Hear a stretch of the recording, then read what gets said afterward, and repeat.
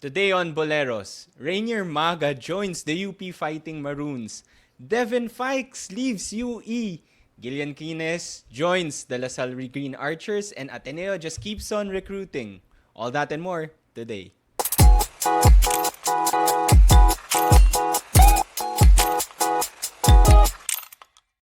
What's up, everyone? Welcome back to another episode of Boleros. Sam here with the Sultan of Sando, Gablim, and Mr. Maui Yap. What's up, guys? Dumadami na yung breaking Ang news dami natin. news! Our friend Nabibisi na Nabs, si Nabs. probably working Okay. overtime right now. Medyo pagod. Let's talk about siguro. This is more a continuation of what we discussed. We reacted to Rainer Maga leaving UE. A teammate of his followed him. Umalis din siya ng UE, Devin Fikes, who, Gab, I think was an honorable mention or was part of your top 5 power forwards. No, he was not part. Hindi. He was not part. But I did honorable mention lang. him. Okay. I did mention him as an honorable mention.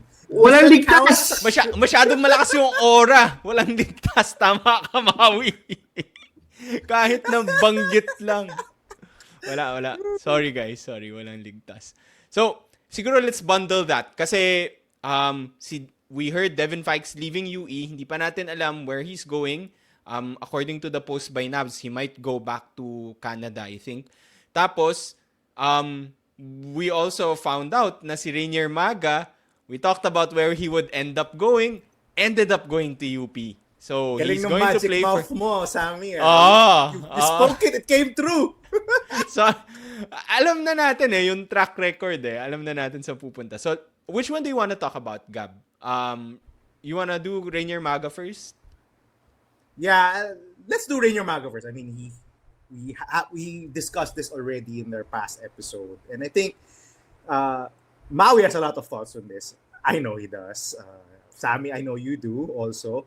So, let's just get this out of the way.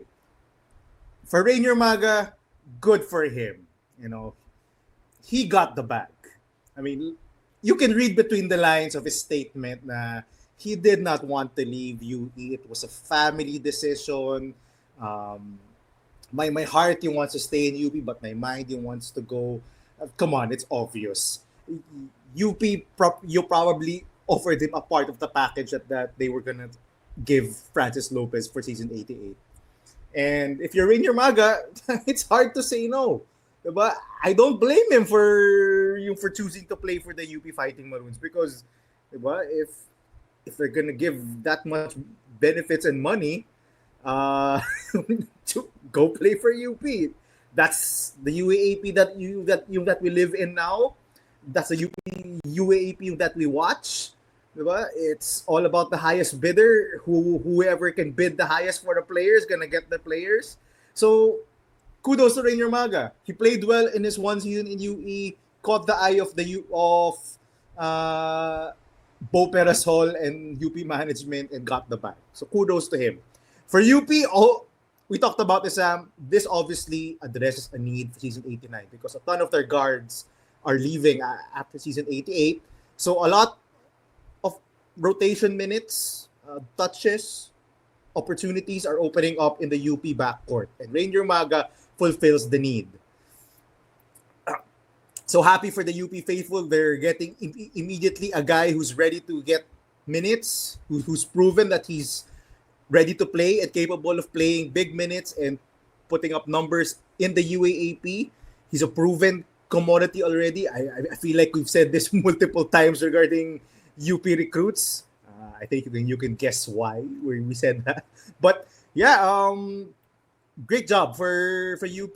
They addressed a position of need and got the player who's ready to play immediately for season 89. For the UAAP as a whole, this fucking sucks. Because you can't help but look at UE and say, this is just like Northport, this is just like Blackwater, this is just like Terra Firma. They're a fucking farm team. Diba?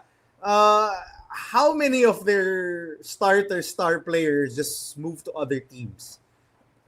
Heck, we can talk about you, Devin Fikes. He says he's not sure if he's gonna go to Canada. I will not be surprised if he goes to UP also. Isipin mo yun for season 89. They Wala could na, possibly you have spoke it into existence.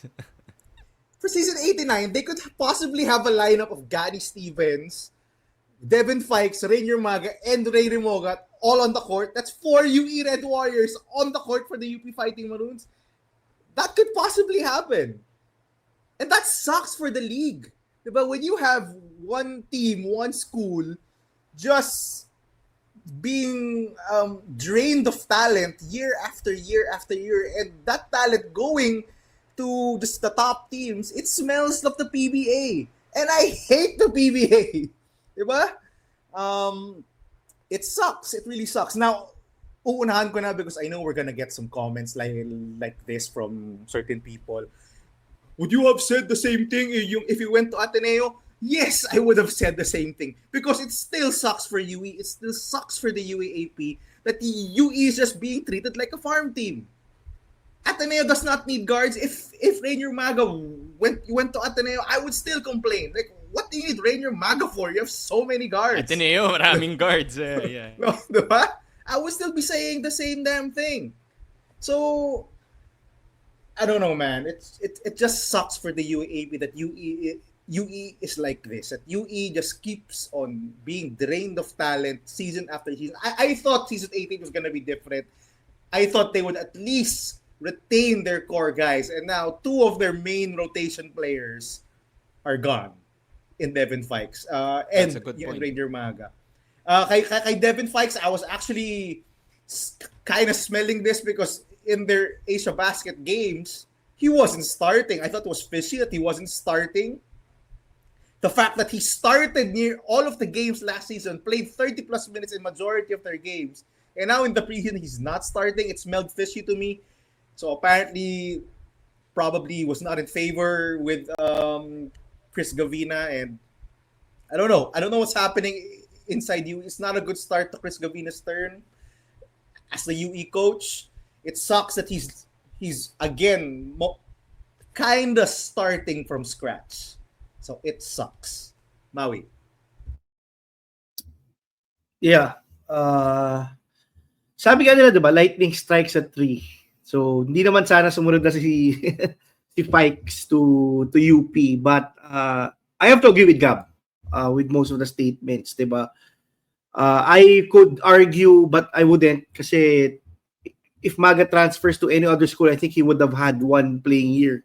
So I would argue siguro di ko na sabihin na walang kwenta yung UAAP rule preventing transfers. But if Devin Fikes decides to go to UP, then maybe that would be the better time to say that the UAAP rule hasn't really stopped players from moving around. It sucks kasi 'di ba, this is UAAP school to UAAP school, 'di ba? It's not just happening in basketball. I think it's happening also in volleyball. It's starting to happen in volleyball. The UAAP UE has to UP rin. UE to UP UE sa to UP rin. Yun ang controversy right now, and I think the UAAP has to do a better job. Clearly, the rule change hasn't really prevented player transfers. I would be more more in favor of players transferring out of the UAAP, maybe UAAP to NCAA for greener pastures, for more opportunity, for more playing time, maybe like Terculas, who might surprise us. Let's see. Maybe transfers back, or maybe he hasn't really fully. I've been hearing around that he hasn't fully transferred to San Beda, so maybe he recants that. But it sucks, diba? Kasi pag UAP school to UAP school, it's really fishy. And as Gab mentioned, we don't want the UAP to turn into the PBA. Diba? We always talk about league parity. And I think one of the things that we enjoyed really last season, despite UP and La Salle dominating the field, was a very tight race for the 3rd and 4th slot, diba? Nung Final Four. If I were to have one wish, I would say that my wish is to have a tight race for all four slots, diba, ng Final Four, similar to how it was before, where teams were winning only 9 games to make it to the Final Four, diba? So, but this sucks overall for the league. But I guess for UP, this is good, diba? Kasi they're starting to plan. This is all about succession. How can Coach Gold's lineup continue to be competent after his main guys start to leave? And that will be the case come season 88. Wala nang choice, di ba? All of the bullpups will start to graduate, even yung the backups, which is Torres and Felicilda. But Devin Fikes, I don't know, yung una yung transfer ni Maga I thought was UP really snagging away another player. But Devin Fikes also transferring out of UE, maybe to Canada, or as Gab mentioned, baka nagdilang anghel na naman si Gab, to another UAAP school, or even if it transferred to the NCAA, smells fishy.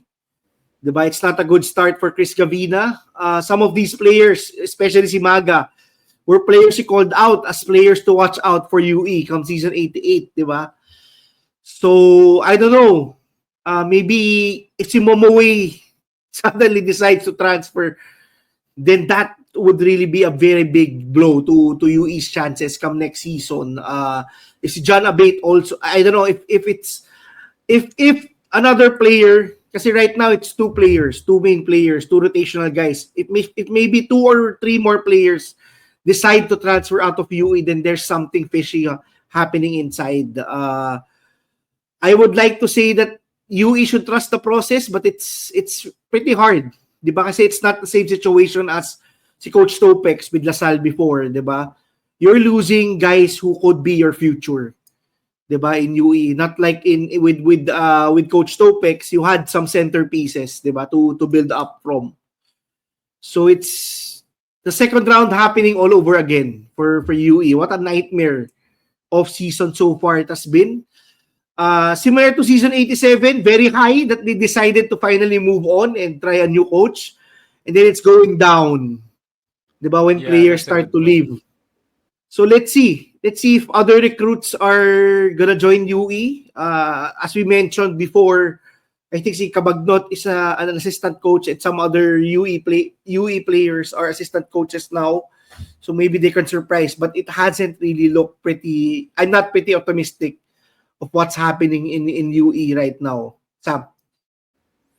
Yeah, I go back to what I said nung pinag-usapan natin si Rainer Maga leaving UE. Sabi ko, we don't know the whole picture kasi it was very strange for me, that situation, na someone who's getting a lot of playing time is the main guard or the starter for UE suddenly decides to leave. Now, we know that he's going to UP, which is a school that's that can probably give him better benefits, diba? Better and still a good opportunity come season 89. But I think the fact na si Devin Fikes, like what you said, Maui, another guy has left UE. Maybe we're not seeing the entire picture. So I agree with you 100%. Like, if more people decide to leave UE, then maybe there's something wrong na inside na hindi natin nakikita. Now, I'm not putting blame on anyone, the school, the coach, or whoever. Hindi natin alam eh. So, my point is, like what I said last time when Rainier Maga suddenly left, your starting point guard who gets most of the minutes and touches just doesn't leave like that. There must be something happening. And now you have 2 starters leaving your school. So there must be something happening inside that we're not seeing. So I think that's one thing that we also have to consider. Rainier Maga going to UP, again, just like what Gab said. Happy for him. Good opportunity for him. If it helps, I mean, obviously UP is a great school. You can say na you're a student of one of the best schools in the Philippines. You get, I'm sure, better facilities, world-class facilities. UP invests a lot in their facilities and training now. So this is a good opportunity for Rainier Maga. And he gets to compete with like really talented players then on the team. So happy for him. Happy for him. Since season 89 pa naman siya, right now, at least, I think playing time is not gonna be an issue. But come season 89, hindi ko alam. Hindi natin alam sino pa makukuha ng UP na guard sa lineup nila, 'di ba? Kasi I think Maga would only be eligible for like 1 or 2 seasons. So important for him na moving to UP, he still gets the playing time so he can showcase his talents, 'di ba? That's what he wants. So yun lang yung medyo question mark for me. But for now, really good for him. Players leaving teams, that sucks. I do agree. Again, if they get better opportunities or benefits, why not? But We can't blame the players talaga. yeah, exactly. Yun. We can't blame the players. I was gonna say, we can't blame the players. So, mahirap talaga. But it sucks for fans who want to see a competitive landscape. Yung sabi mo nga, Maui, na talagang until the very end of the season, di pa natin alam kung who would make it to the Final Four, diba? Yun yung exciting sana. For us fans, it sucks. For Devin Fikes, I don't know. I wonder kung saan siya pupunta. Just like you, Gab, I did say, he says he's going to Canada, but I'm not buying it. I'm not buying it until nakita ko na nasa Canada na siya. I'm not buying it. I feel like there's still a chance na he might go to another UAAP team or maybe an NCAA team will give him a good offer. Because I think he's a solid power forward. He could be a solid starter on your team. So I think there's a chance that we might still see Devin Fikes in the UAAP. So yun, but this sucks for UE. Gusto ko din sana sabihin yung sinabi mo na Maui na example, which was this is just really a mirror of what happened during their season. You have a high start, a good start, and then bagsak. It just keeps going downhill from there. For UE fans, what can they look forward to? I guess you can look forward to the high school guys. I hear they're getting competitive. They're one of the best teams now in high school. So at least meron ka ng grassroots program there. The question is, can you recruit them to your seniors team and retain them? That's my question. That's my question. Yun yung they need to worry about. But na-mention mo, Mau, like sina Coach Alex Cabagnot, si Chris Gavina has connection sa Phil Force, 'di ba? Sa Phil-Am Nation. So, we'll see. I think it's hard to judge syempre yung team that we will see this season since bago pa lang siya. Probably yung talagang recruits niya will come in maybe the following season. So, at least there's still that, but it sucks to be a UE fan right now. Yun lang masasabi ko, medyo masakit. Any last words before we move on? I do. One for the Devin Fikes thing. The immediate winners is a guy, that we had in the last Ateneo UE game. Mark Cabero was the one starting at power forward for UE. Solid siya, actually. He's Mark solid. Cabero. Solid. Can shoot. I've never seen him play, but I saw him play now. But he looks like to be the immediate winner. There's no more Ethan Galang, who was playing the backup for UE last season. I think we still have this guy, si Gabe Ubusan. I'm not sure if he's still in UE. So I'm not sure. Yun, si Mark Cabero and possibly a guy like Thirdy Malaga, possibly getting some minutes at the 4. Maui, why are you laughing at Thirdy Malaga? Yeah, but Thirdy Malaga, maybe someone like Ron G. Go can find more minutes there. But yun, there's a lot more questions now for UE. So those are the immediate winners I see in the UE team. Another thing that I want to address, and I saw this in a couple of some forums and some comment section where UE and UP fans seem to be arguing, because you can't help it. I think UE fans are really angry at the University of the Philippines because, well, they gutted their volleyball team and they've now essentially taken away 3 starters from their basketball team. So I can't help it. But there were some people you rationalizing this is that they've just been doing what La Salle and Ateneo have been doing for decades. And I'm like, bro, La Salle and Ateneo were not doing this. I mean, the UAP to UAP transfers of stars were not happening. Diba? Maui, you know this. La Salle and Ateneo were not looking High at school to college, yes. High school to college, diba? yes. That's normal. That's normal. Recruit out of high school, that's normal.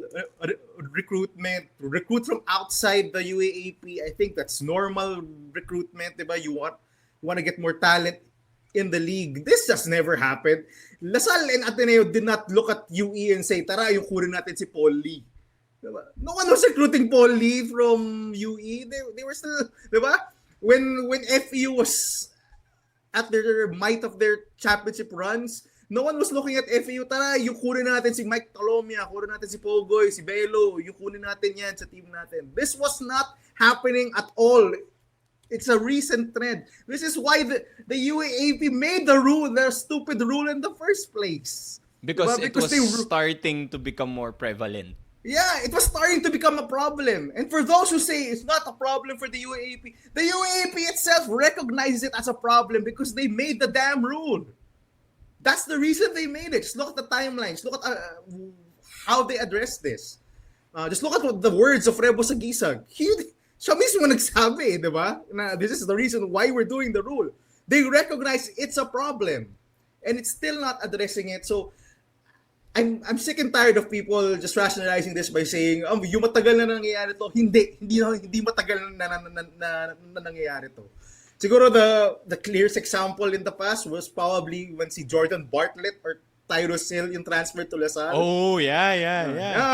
Yun na. Yun na yung clearest example, I think. Na-pirate. Yeah. Oh, but yeah, I mean, La Salle and Ateneo were not recruiting guys like Paulie, Mac Bello from other schools, Ken Bono. They were not recruiting them to play for Ateneo. But this is a recent trend, and it's only now that this has become so rampant that stars are transferring to other teams. Diba? In the past, like sina Richie Rivero, sina Cancino, you could point to actual issues happening within their teams. I mean, they were in the news. Right. Diba? Right. Diba? Or ang naiisip ko would be like guys that couldn't get any playing time. Nico Olorde, Afonso Gotladera, guys that went from La Salle to Ateneo because sobrang stack nung La Salle. Migsiasis, di ba? Madami siya, pero right, yeah. I think yung reasons transferring are walang stars, playing Maui. time. Walang playing. Barely Walang any stars. stars. That's a good point. Oo, nagka-transfer. Like, some guy commented, si Ateneo recruited si Elorde and si Gotladera from nasa. As you said, Sammy, Elorde and Gotladera were bench players. They were not getting any playing time. Bolik, for example. Yeah. These were a bunch of La Salle guys who were not getting playing time, which is why they transferred. Si Mustre from La Salle went to Adamson. He was not getting yung playing time. Muyang, di ba? Ang dami examples. But yeah, this is a recent trend. I'm sick and tired of people yung rationalizing this by citing UAAP history. No, this has not ever happened in UAAP history. It's now really becoming a problem, and I think you have to recognize that it is a problem. It smells like PBA, and just look at the attendance of the regular season for the PBA. I think that you'll be very worried if this continues to be a trend for the UAAP. Maui or Sami. Well, anyway, those were my last words. Yeah, that's a good point. Maui, anything you want to say before we move on? I think on this issue, I've said pretty much everything on my mind.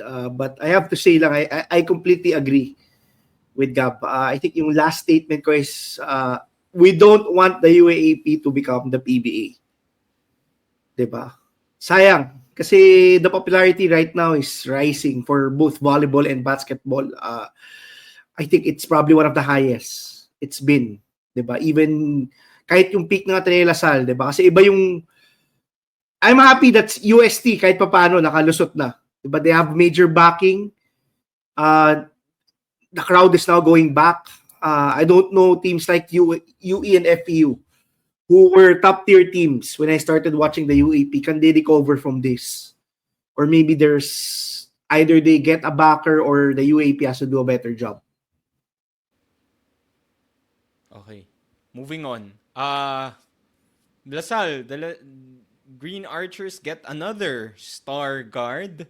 Gileian Kinesz decides to stay with the Green Archers for his senior UAAP career.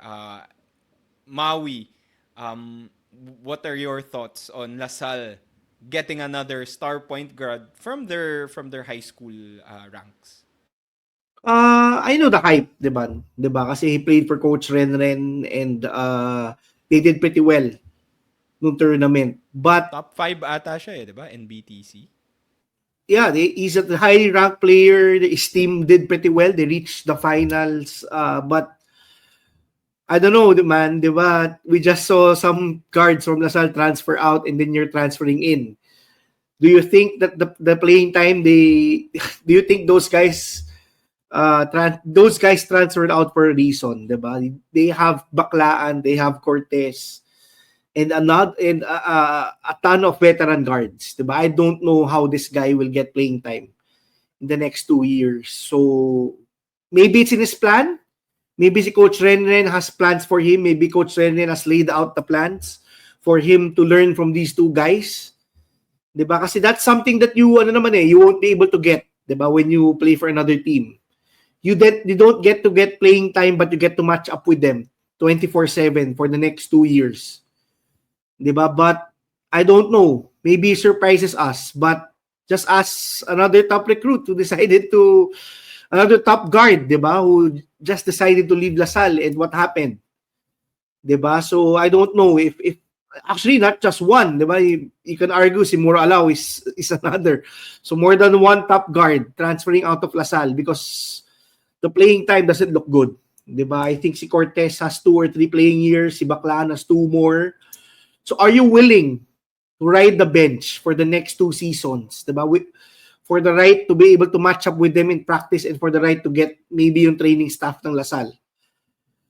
'Di ba? So I don't know. They probably won't play 3-point guards.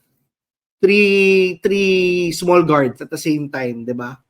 Rubico was not playing, Maui. So, I don't Yeah, think Rubico wasn't playing, 'di ba? Maybe si Goliena is another small guard that could get playing time with the 2 others, but Goliena is a strong guard, 'di ba? Somebody who's an enforcer on the defensive end and who's an energy guy. I don't think he fits that profile. So this is something that he has to live by, 'di ba? So we'll see. Maybe next off season we'll talk about him. I don't know. Hopefully not. I'm hoping that kasi you don't know naman 'di ba? Again, maybe si Cortez has a breakout season, maybe si Baklaan also does the same and they decide to go pro. So maybe next year a lot of playing time opens. But I'm hoping that since he played for Coach Renren, he's a legacy guy. He's a guy who understands winning. So hopefully he gets the opportunity. But if Baklaan and Cortez decides to stay for 2 seasons or more, then be ready to ride the bench. Yeah. Let me start by saying I think Gileian Kinesz is an excellent point guard.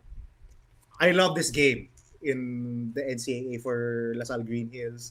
He was one of their main guys, brought him to the finals. I love that he has the La Sallean attitude also. May yabang no? Mayabang tong guy na to. Yes, he has that angas. So, probably fits into the La Salle culture already. Wala na si CJ Austria Kailangan na ng pampalit. Kailangan ng bagong bass bro na sumama kay Abadam sa kay Marasigan. But as Maui said, if he wanted immediate impact and playing time, this was not the way to go.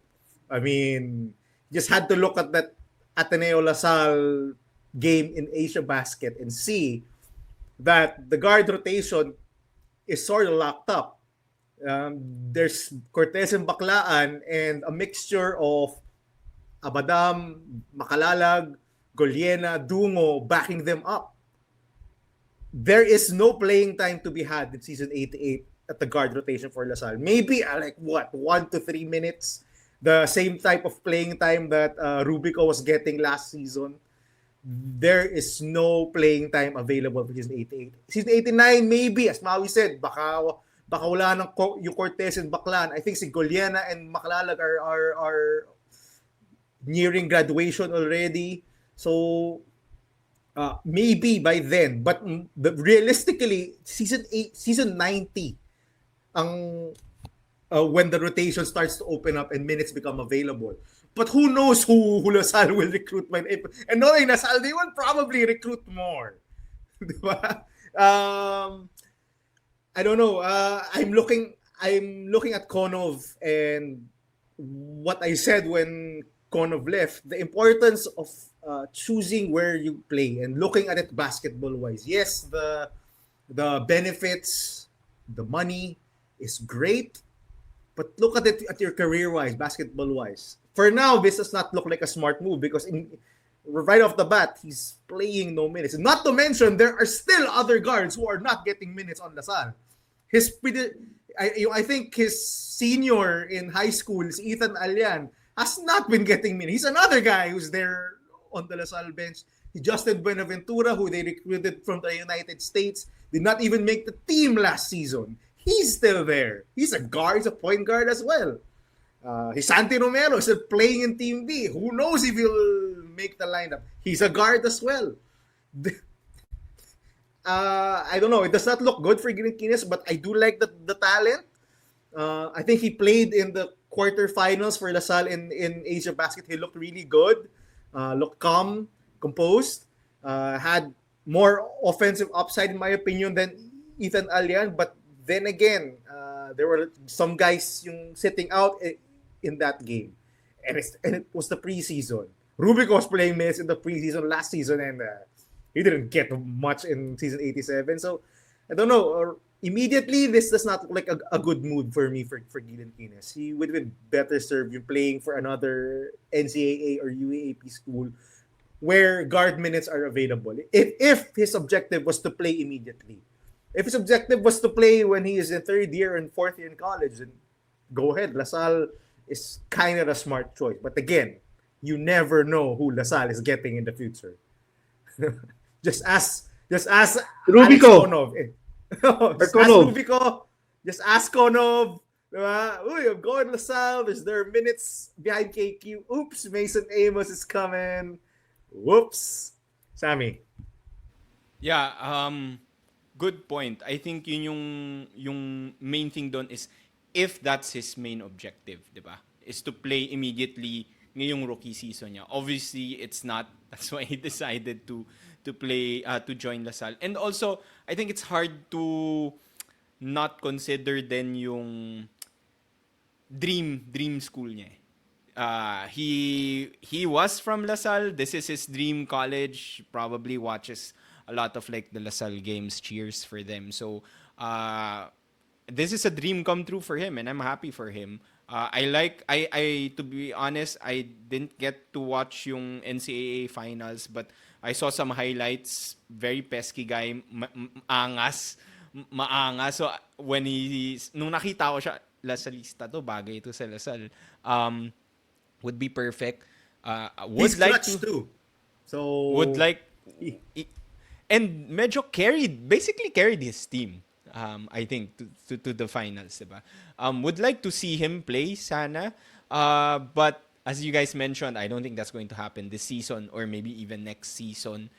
Who knows? It depends. That's the big question mark for him. If I think about like La Salle guy, La Salle High School star that decided eventually to leave La Salle, the most recent one na naisip ko is JD Kagulangan.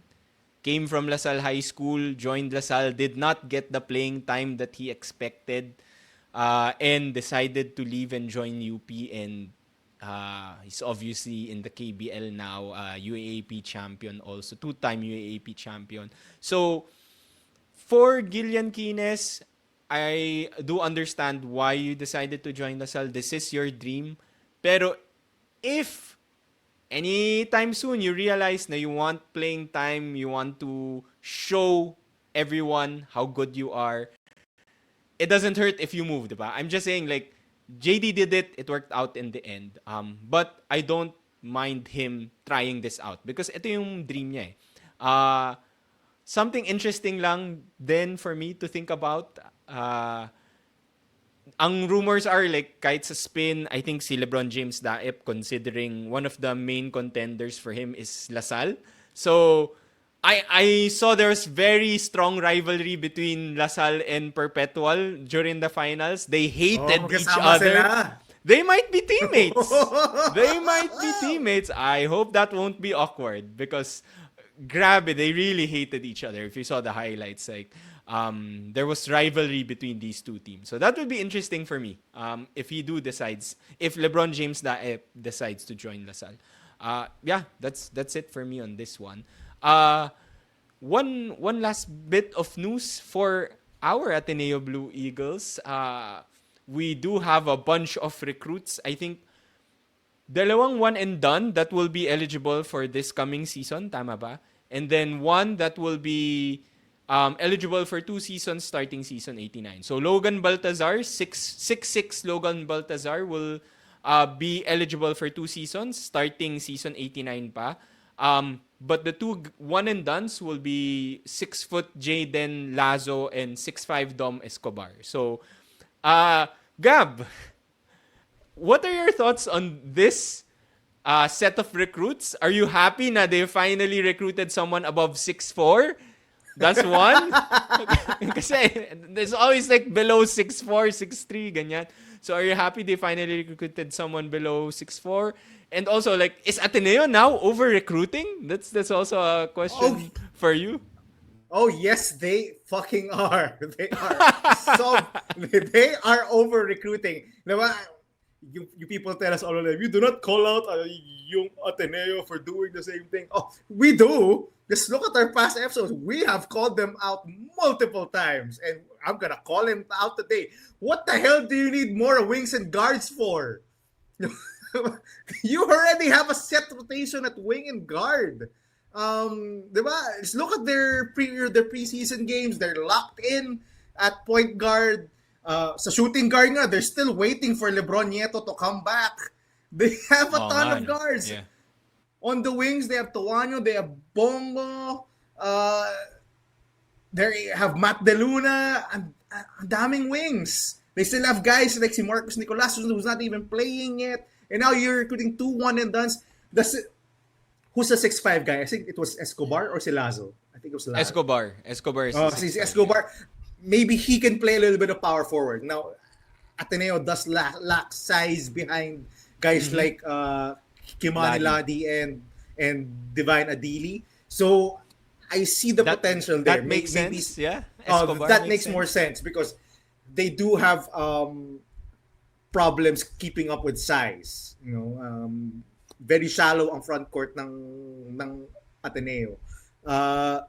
So I see the potential there. But another guard, really, and for me, is this worth it? Is it worth to stunt the growth and potential development of guys like Gamber, guys like Michael Asoro, guys like 30 Ebdane, Toronto Wanyo?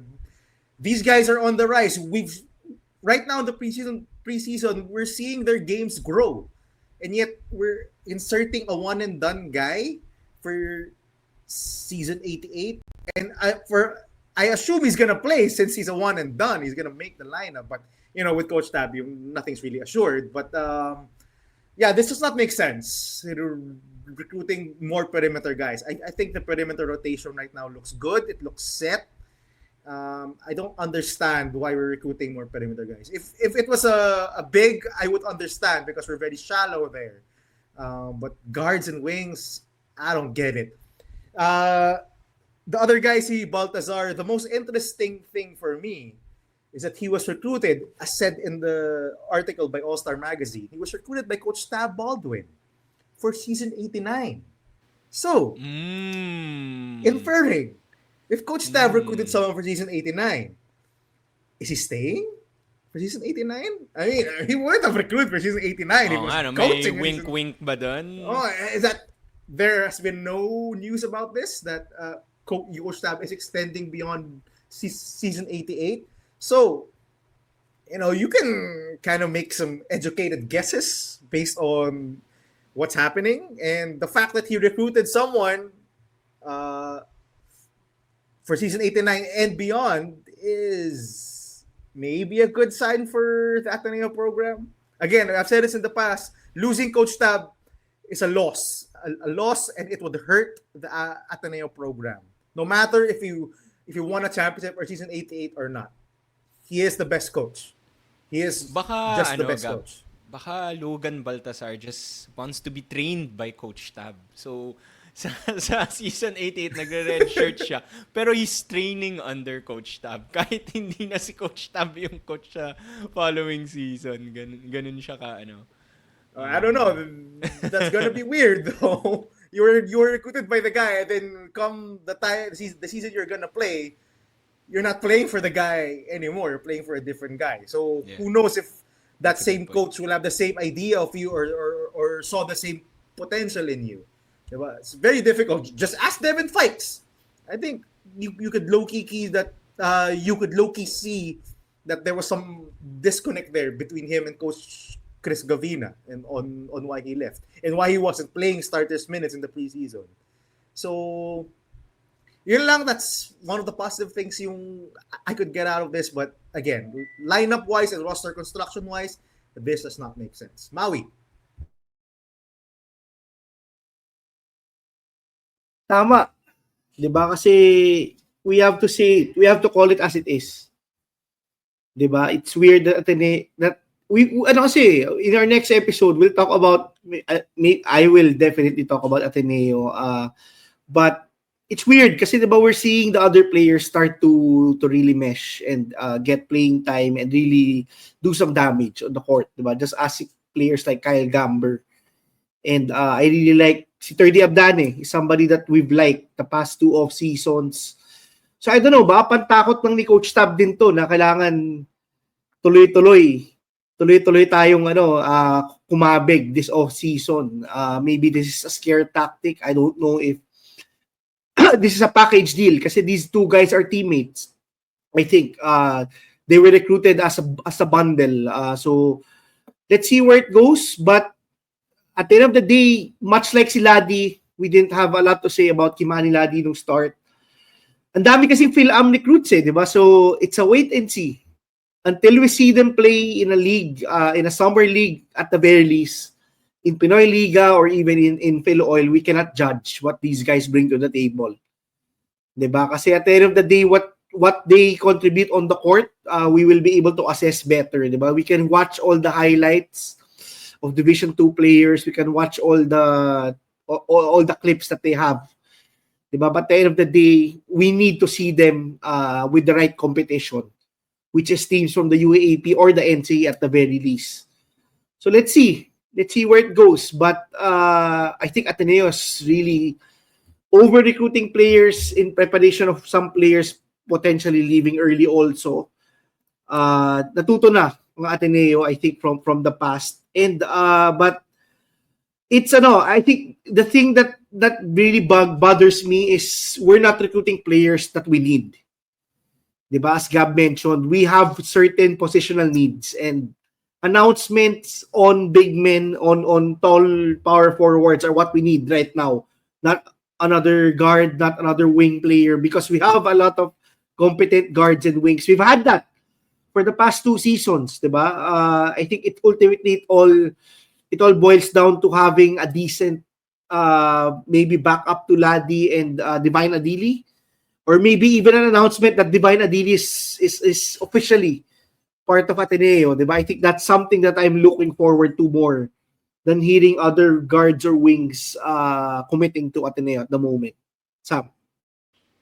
Yeah, I think you guys pretty much covered everything. Yung isa ko lang na sasabihin is, um, knowing Ateneo, baka mamaya they're also over-recruiting on certain positions or hedging on certain positions. Not just because Maui, like what you mentioned, some guys might leave early, but ibig sabihin ba, some guys might not make it to the team because of grades? Every year, meron tayong pasabog na someone might not make it because of grades, diba? So that's something that you have to watch out for, especially if it's a coach tab Ateneo team. So yun lang yung sa akin na I'm watching out for here. But uh, with the foreign recruits, like what you guys said, it's hard to judge them until we get to see them play kahit man lang sa preseason locally, 'di ba? So I think that's it. That's it for today's UAAP News Recap. Stay tuned for more. We'll also talk more about the preseason games so far with Pinoy Liga Cup already having their first few games. We'll talk more about that and the other preseason games. If you haven't yet, say hi to Milo, by the way, Gab's dog. If you haven't yet, please comment down below, like this video, and subscribe. Share with your friends. We'll see you again next time. Bye-bye.